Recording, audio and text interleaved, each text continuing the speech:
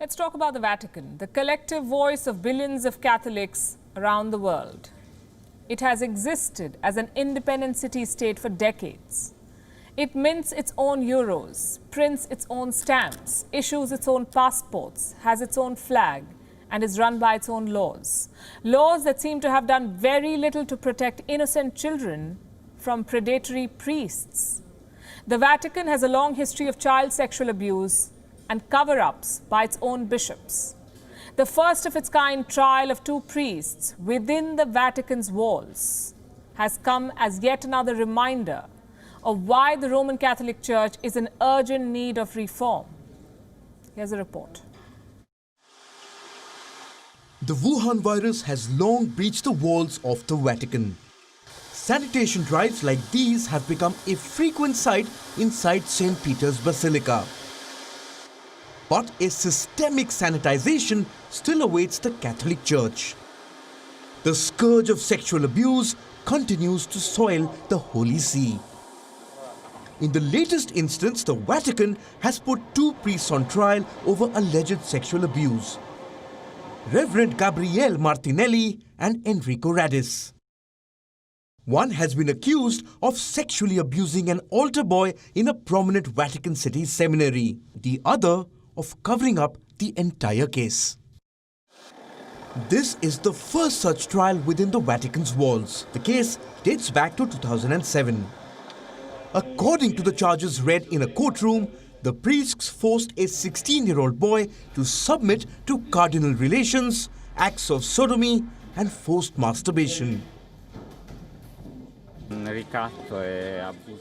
I saw violence made through blackmail and abuse of power by Martinelli. It was terrifying seeing these things because at the time I was only 15. I'd never seen two people have sex, and yet I was forced to watch these things inside the Vatican. Psychologically, it was very tough to take because I came to the Vatican to serve the church.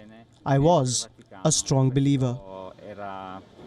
This was the key whistleblower in the case, Kamil Jarzembowski, the roommate of the victim. He claims to have written several letters about the matter to Pope Francis and church authorities, but not once did he receive a reply. Instead, he was kicked out of the church. I wanted to serve in St. Peter's Basilica, the biggest in the world, the symbol for all Catholics. And yet at night, I was forced to look at these scenes with the blackmail that if I opened my mouth, I would suffer grave consequences instead of the real perpetrators of the abuse. And so it happened in phases. I'm not a Catholic, not anymore. I'm currently an atheist. I lost my faith in God shortly after I was kicked out of the Vatican. The sex abuse crisis has dogged the church for decades. In 2019, a record 1,000 cases of sexual abuse were reported to the Vatican. 2020 is no different.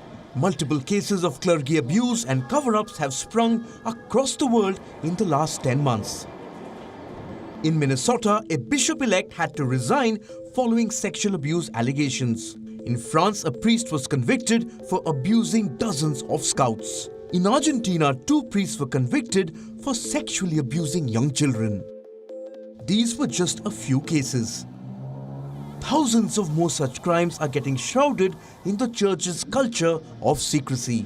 Thousands of young lives are being destroyed by predatory priests. The Vatican urgently needs to reform its internal policies. It needs to open itself to human rights scrutiny and allow victims to access justice. It must do so for the sake of its followers and its own diminishing credibility. Bureau Report, WION, World is One. Thank you for watching Gravitas on WION's YouTube channel. If you want to stay up to date with what's happening around the world, then subscribe to our channel and don't forget to like and share. Thank you very much for watching WION, World is One.